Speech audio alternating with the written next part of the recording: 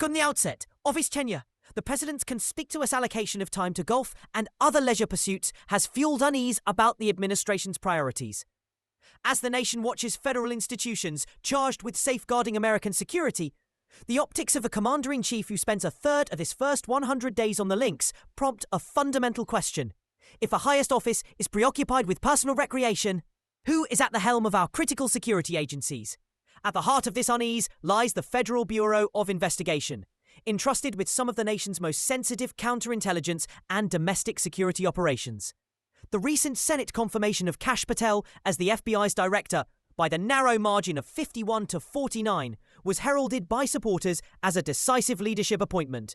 Yet the close vote, split along party lines, betrays profound reservations on Capitol Hill about whether Patel is prepared and willing to exercise the Bureau's power impartially. Patel's resume spans a dozen years as a public defender in Florida, followed by service as a trial attorney within the Justice Department. During the administration's first term, he assumed roles as Chief of Staff to the Secretary of Defense and Principal Deputy to the Director of National Intelligence. Despite this impressive trajectory, his critics, most vocally Senate Democrats and a handful of Republicans, have accused him of sowing doubts about the integrity of the 2020 election results and of condoning, if not orchestrating, the removal of experienced FBI personnel deemed unsympathetic to political objectives. Senators are willfully ignoring myriad red flags about Mr. Patel, a coalition of Democratic lawmakers declared, citing his recurring instinct to threaten retribution against perceived enemies.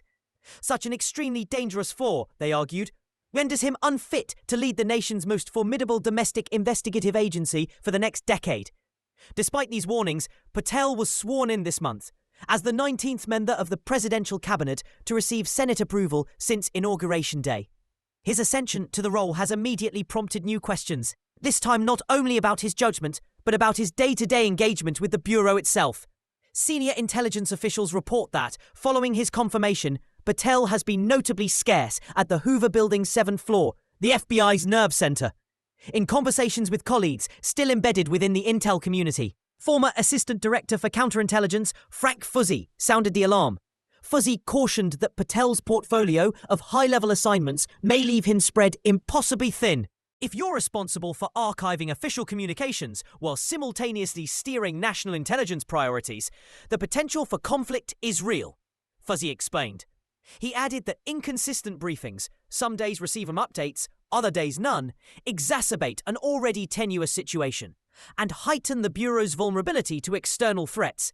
Of particular concern, Fuzzy noted, is the shift in operational ethos at the Bureau, where agents were once commended for measured de-escalatory tactics, especially when addressing protests tied to civil rights grievances. There now appears to be pressure to favor confrontation. The Agents Association once awarded commendations for de-escalation, he said, but now that very approach is deemed a sign of weakness and even punished. This pivot, Fuzzy warned, undermines the FBI's dual mandate to enforce civil rights protections and to hold law enforcement accountable for excessive force.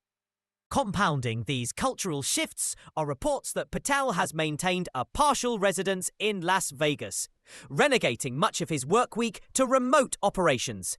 Senior Bureau officials suggest that daily intelligence briefings, once the norm, have been reduced to twice-weekly sessions, while some argue that empowering field agents to operate with greater autonomy may streamline investigations.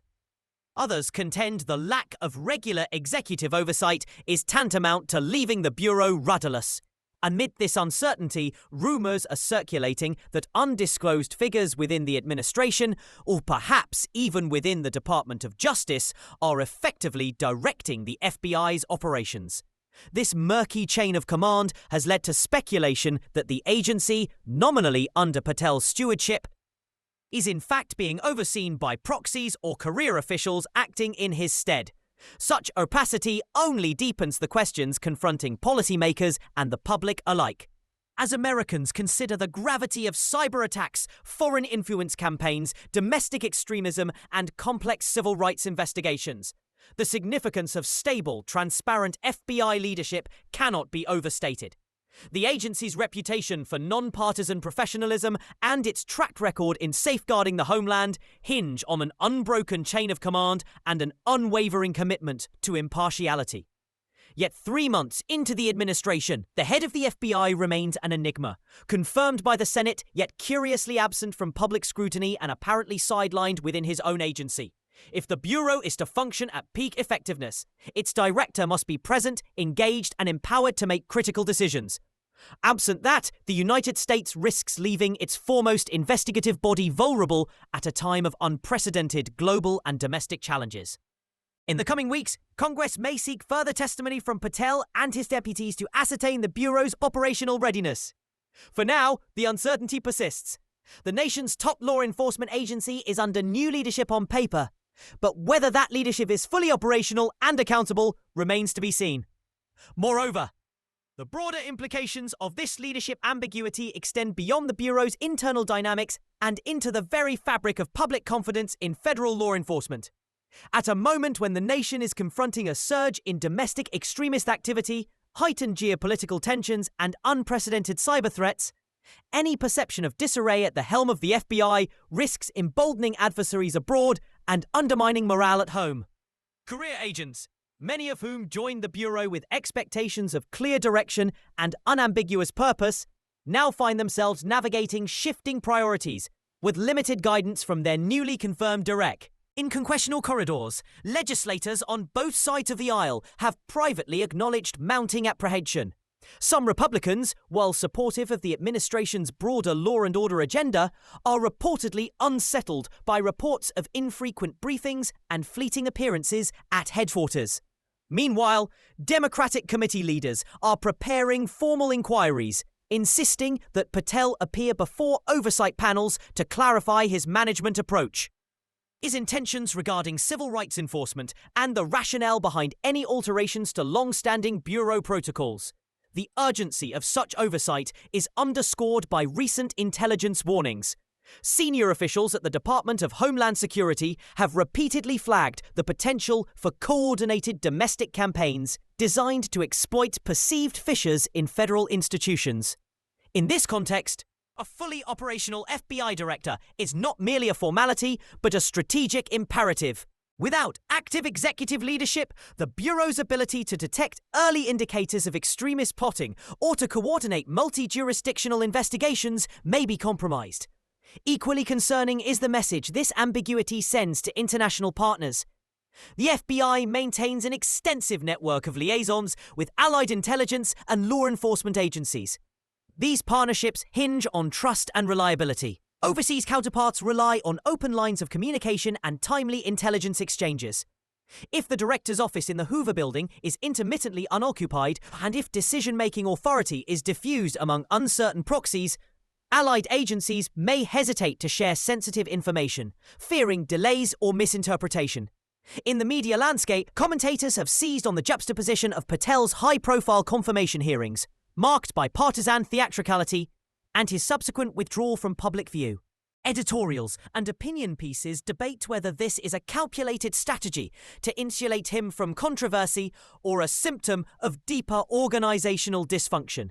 Social media platforms have amplified reports of frequent remote work, with some trending hashtags mocking the notion of an absent FBI director.